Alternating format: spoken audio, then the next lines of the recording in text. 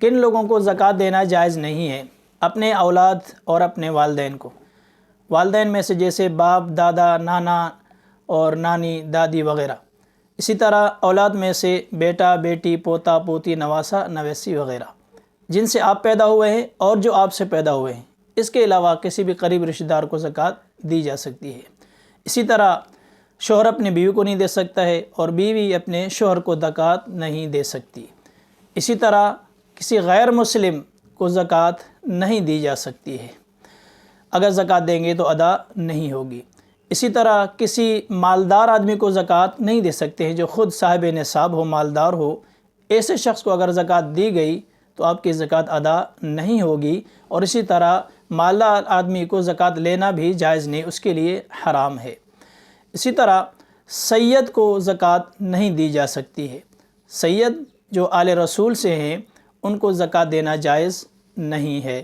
اس کی وجہ زکوٰۃ مال کی میل کچیل ہوتی ہے۔ اسی طرح یہ سید جو ہوتے ہیں یہ بڑے خاندان سے، آپ علیہ الصلاۃ والسلام سے ان کی نسبت ہے، ان کا تعلق ہے، تو یہ میل کچیل والا مال ان کو دینا مناسب نہیں ہے۔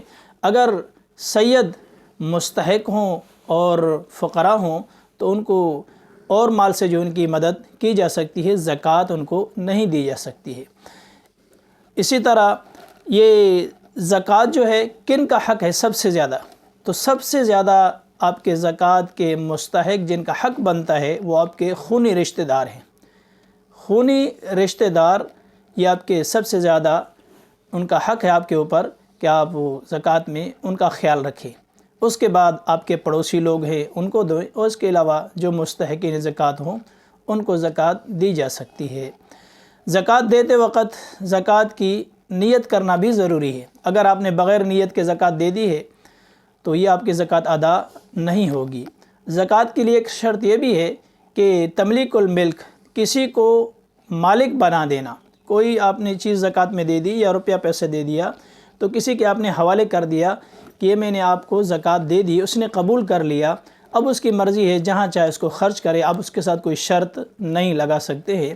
تو ان شرائط کو مد نظر رکھتے ہوئے زکوٰۃ ادا کریں گے تو انشاءاللہ ہماری زکوٰۃ ادا ہو جائے گی۔